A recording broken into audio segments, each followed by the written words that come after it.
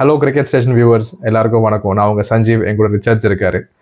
நம்ம வீடியோ பார்க்குறவங்க எல்லாரும் வீடியோ லைக் பண்ணுங்கள், சேனலுக்கு மறக்காமல் சப்ஸ்கிரைப் பண்ணுங்கள். நம்ம இந்தியன் டீமோட ஸ்குவாட் செலெக்ஷன் நாளைக்கு ஜனவரி 12 வரதா இருந்தது சாம்பியன்ஸ் ட்ராஃபிக்கு. ஆனால் அது பார்த்தீங்கன்னா இப்போ ஒரு வாரம் தள்ளி போய் 19 தான் வரப்போகிறதா சில ரிப்போர்ட்ஸ்லாம் அடிப்படுது.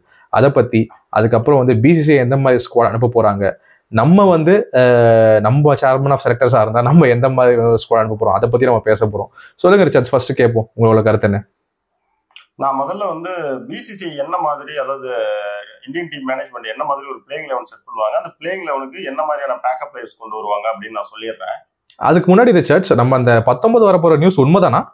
அது உண்மை கிடையாது செஞ்சு. ஆனா 100% இன்னும் முழுசா உண்மைன்னு சொல்ல முடியாது. அது ஒரு ரிப்போர்ட் வந்திருக்கு, அது மேற்கொண்டு எப்படி போகுதுன்னு தான் நம்ம பார்க்கணும். அப்படிங்களா? அப்போ எப்போ வேணா வரலாம். சரி, ஓகே. நீங்க இப்போ பிசிசிஐ எப்படி அனுப்புன்ற ஸ்குவாட் பத்தி சொல்லுங்க, கேட்போம்.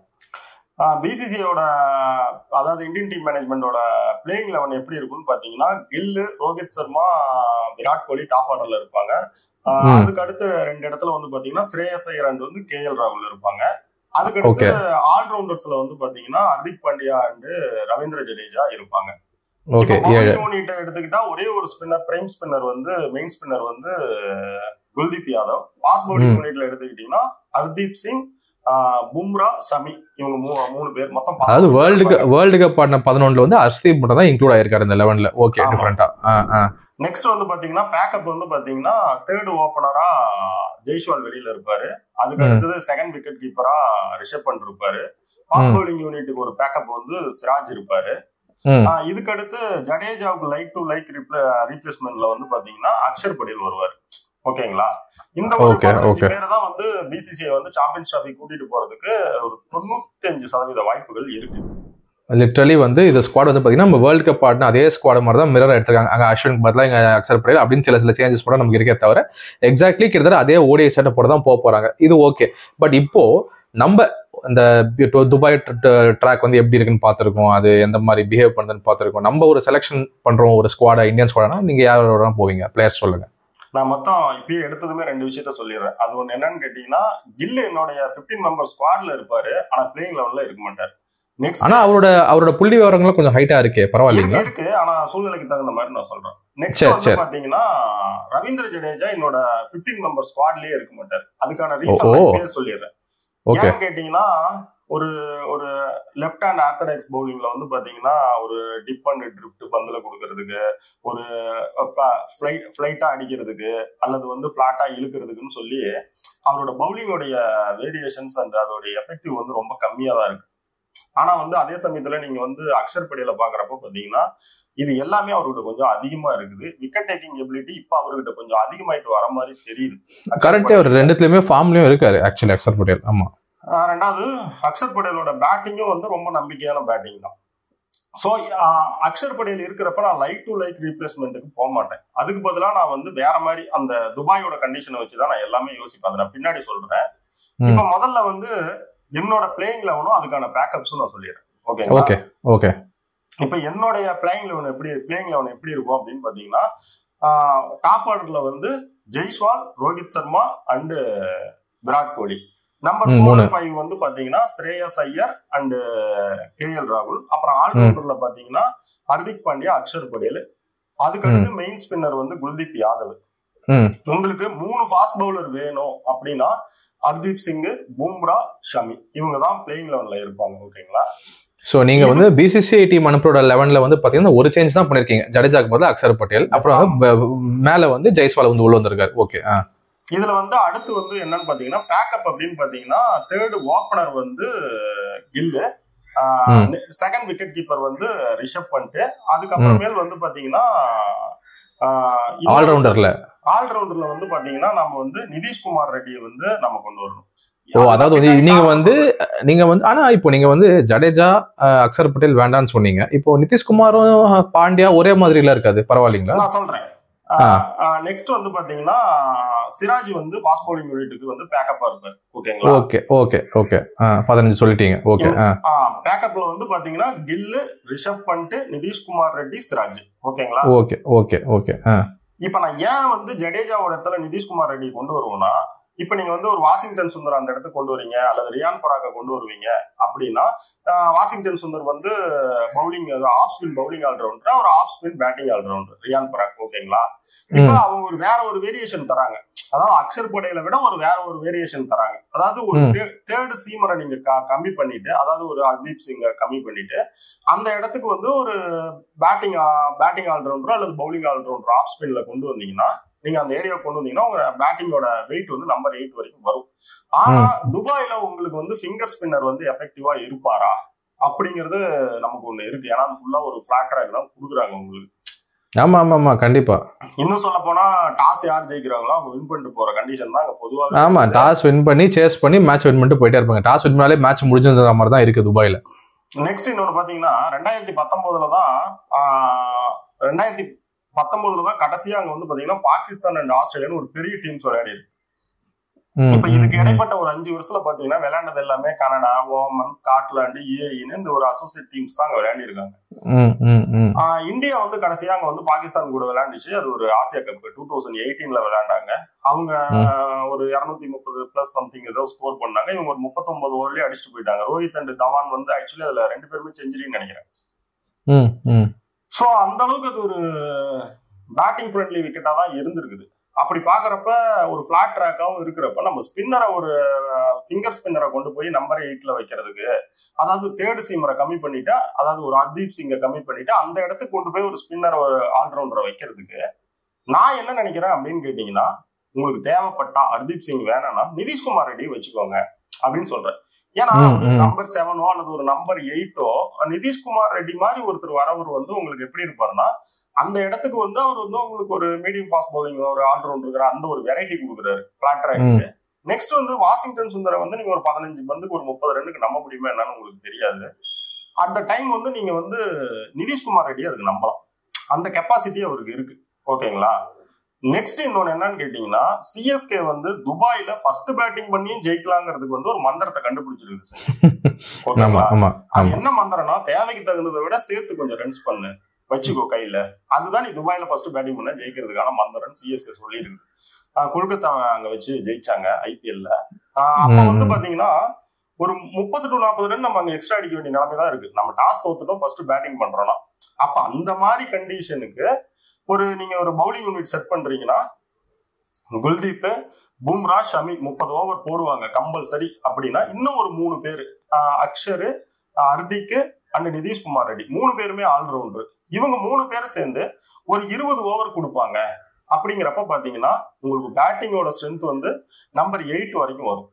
நெக்ஸ்ட் வந்து உங்களுக்கு 6 பவுலர் கோட்டாவும் அங்க வந்துருது. பிளாட் ட்ராக் அப்படிங்கிறப்ப ஒரு ஃபிங்கர் ஸ்பின்னரை விட உங்களுக்கு வந்து பாத்தீங்கன்னா இந்த பக்கம் ஒரு மீடியம் ஃபாஸ்ட் பவுலர் இருக்கிறது வந்து கொஞ்சம் வேற மாதிரி இருக்கும். ரெண்டாவது நீங்க வந்து குல்தீப் வந்து அந்த பிளாட் ட்ராக்ல வந்து நீங்க வெளியே தள்ளுறது ரொம்ப கஷ்டம். ஏன்னா ஒரு ஸ்பின்னர் உங்களுக்கு தேவையா இருக்குது. அவர் வந்து ரைட் ஹேண்ட் பேட்ஸ்மேனுக்கு பொதுவா பந்த வந்து ஆக்சுவலி வந்து உள்ள எடுக்கிறவர். அப்ப உங்களுக்கு இந்த பக்கம் பந்த வெளியில எடுக்கிற அக்ஷர் படேல் இருக்கிறாரு. ஆல்ரெடி பந்த உள்ள எடுக்கிறதுக்கு உங்ககிட்ட குல்தீப் யாதவ் இருக்கிறதுனால ரியான் பராக்கோ வாஷிங்டன் சுந்தரோ தேவையில்ல. பிளாட் ட்ராக்குங்கிற காரணத்துக்காக உங்களுக்கு நிதிஷ்குமார் ரெட்டி வந்து அந்த இடத்துல இருந்தா உங்களுடைய பேட்டிங் லைன் அப்ப நம்பர் 8 வரைக்கும் இழுக்கணும்னு நினைச்சீங்கன்னா ஹர்தீப் சிங் பதிலா அங்க விளையாட வைக்கலாம்.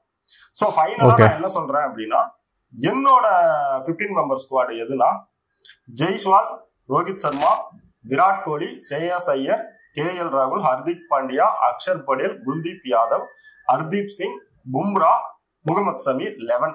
நெக்ஸ்ட் வந்து பேக்கப் பாத்தீங்கன்னா கில்லு, ரிஷப் பண்ட், நிதிஷ்குமார் ரெட்டி, சிராஜ். இது என்னுடைய squad run. Okay Sanju, super super. எனக்கு வந்து சில பாயிண்ட்ஸ்லாம் இருக்கு. இப்போ பிசிசிஐ பார்த்தீங்கன்னா அவங்க ஒரு ஸ்குவாட் செலக்ட் பண்ணுறாங்கல்ல, அதில் வந்து எனக்கு என்ன தோணுதுன்னா, ஷம்மி அதுக்கப்புறம் வந்து குல்தீப் இவங்க 2 பேரோட ஃபிட்னஸை வந்து பார்ப்பாங்கல்ல. கண்டிப்பாக 2 பேருமே ரிகவர் ஆகிட்டாங்கன்னு நமக்கு தோணுது. அதை பார்ப்பாங்கன்னு தானே நினைக்கிறீங்க? கரெக்டுங்களா? அது ஒரு முக்கியமான ஃபேக்டர்ல. அவங்க காயம்லாம் வந்து ஆறியிருக்கா இல்லையாம். இதுல என்னன்னு கேட்டீங்கன்னா, இப்ப பும்ரா வரைக்குமே அது பார்க்க போறதுதான். ஆனா நாம வந்து என்னன்னா நம்பிக்கையின் அடிப்படையில இவங்க எல்லாம் வந்துருவாங்கன்னு சொல்றோம். கரெக்ட். எனக்கு வந்து என்னன்னா, நீங்க சொல்ற அந்த பிசிசிஐ இந்த ஒரு 15 தான் அனுப்புவாங்கன்னு சொன்னீங்களா, அதே 15 தான் எனக்கும். ஐ மீன் அதுல 14 எனக்கு ஓகே. ஒரே ஒரு சேஞ்ச் என்னன்னா, ஜடேஜாக்கு பதிலா ஜடேஜாக்கு பேக்கப்பா அக்ஷர் படேல் சொன்னீங்க. அந்த பேக்கப் அக்ஷர் படேல் பதிலா நான் என்ன ஃபீல் பண்றேன்னா, அவங்க மேபி ஒரு சுந்தரோ இல்ல வந்து ஒரு ஒரு நிதிஷ்குமார் ரெட்டியோ பிசிசிஐ போலான்னு ஃபீல் பண்ணுவாங்கன்ற எனக்கு ஃபீல் ஆகுது.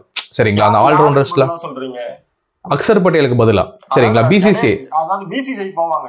பிசிசி ஜடேஜா வச்சுப்பாங்க. அந்த ரெண்டு சேம் லெஃப்ட் ஆர்ம் ஸ்பின்னிங் ஆல்ரவுண்டரோட போக மாட்டாங்க.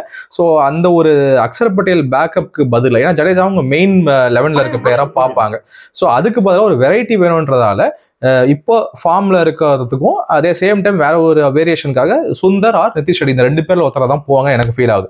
ஆனா பர்சனலி என்ன கேட்டீங்கன்னா எனக்கும் நீங்க சொல்ற நிறைய விஷயத்துல ஒத்து போகுது. ஃபர்ஸ்ட் வந்து ஓப்பனிங் வந்து பாத்தீங்கன்னு வச்சுக்கோங்களேன், நானும் ஜெய்ஸ்வாலோட போவேன். ஏன்னா அவர் இன்ஃபார்ம் பேட்ஸ்மேன், அவர் தான் கண்டிப்பா இருக்கணும். ஏன்னா 2013 நம்ம சாம்பியன்ஸ் ட்ராஃபி ஆடுறது காரணமே இந்த மாதிரி தினேஷ் கார்த்திக் இந்த மாதிரி நிறைய புது ஆளுங்க உள்ள வந்து அப்போதைக்கு ஃபார்ம்ல இருக்கவங்க ஆடினதால் தான், தவான் முதற்கொண்டு. ஸோ என்னோட பாயிண்ட் என்னன்னா கண்டிப்பா ஜெய்ஸ்வால் ஆடணும். ரோஹித் சர்மா, விராட் கோலி இவங்க 3 பேர் இருக்காங்க. நீங்க சொல்ற மாதிரி ஸ்ரேயஸ், KL ராகுல்லாம் இருப்பாங்க. எல்லாம் ஓகே, அதே தான், சேம் திங் தான். எனக்கும் நீங்க சொல்ற மாதிரி என்னோட ஸ்குவாட்லயும் நான் ஜடேஜாவை ஆட மாட்டேன். ஃபார்ம் காரணம் காட்டியும் சரி, எனக்கும் அக்சர் பட்டேல் தான் இருக்கணும். அவரோட பேட்டிங் நல்லா ஆடுறதாலையும் சரி, போலிங்கும் நல்லா டாப் ஸ்பின்னர்ல இருந்து எல்லாமே வெளில எடுக்கிறது, அழகா போடுற ரைட் ஹேண்ட் பேட்ஸ்மேனுக்கு எல்லாமே அவர் தான் இருக்கணும். பேஸ் போலிங் யூனிட் எல்லாம் சேம். ஸோ என்னோட 14 வந்து பாத்தீங்கன்னா திரும்ப ரிப்பீட் பண்றேன், கோலி, ரோஹித் சர்மா, அதுக்கப்புறம் ஜெய்ஸ்வால் டாப் 3. சரிங்களா, ஸ்ரேயஸ் ஐயர், அப்புறம் KL ராகுல் 5 ஆகி போச்சு. அதுக்கப்புறம் ஹர்திக் பாண்டியா, அக்சர் பட்டேல் 6, 7. அதுக்கப்புறம் வந்து பாத்தீங்கன்னா குல்தீப் யாதவ் தான் 8. அதுக்கப்புறம் மீதி 3 ஃபாஸ்ட் பவுலர் சேம் தான், ஷம்மி, பும்ரா, அதுக்கப்புறம் ஹர்ஷ்தீப் சிங்.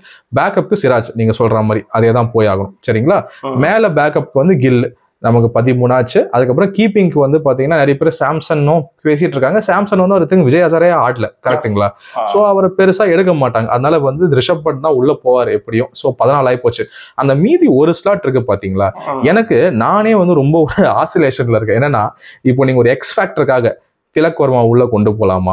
ஏன்னா அவரும் வந்து ஒரு பார்ட் டைம் ஆஃப் ஸ்பின்னர் போடுவாரு, அவரை உள்ள கொண்டு போலாமா? நிறைய பசங்க இருக்காங்க அந்த ரோலுக்கு. கொண்டு போறதுல என்ன சிக்கல்னு கேட்டீங்கன்னா, அவர் வந்து உங்களுக்கு மெயினா வந்து ஒரு பேக்கப் பேட்ஸ்மேன்ங்கற கேட்டகரிக்குள்ள வருவாரு. கரெக்ட். ஆனா அவர் வந்து நம்ம ஒரு ஆல் ரவுண்டரா கில்ல வந்து நீங்க ஆல்ரெடி ஒரு பேக்கப்புக்கு கரெக்ட். அதனால அந்த ஸ்லாட் வந்து அவங்க தந்து வேஸ்ட் பண்ணுவாங்க. கரெக்ட். நீங்க சொல்றது கரெக்ட் தான். இருந்தாலும் அவர் ஒரு ஆல் ரவுண்டரா பார்க்கலாமா தான் கேட்கணும். அதனால தான் ஆனா நிறைய சில அந்த ஆல்ரவுண்டர் ஸ்லாட்ஸ்க்கு இருக்கு. இல்ல இவங்க பழைய வந்து இதை கருதி, அந்த பழைய பினிஷிங் இதை கருதி ரிங்கு சிங் எடுத்துட்டு போறாங்களான்னு பாக்க. நம்ம பழைய பிளேயர்ஸ் மறந்துடக்கூடாது. ரிங்கு சிங் எடுத்துட்டு போறாங்களா?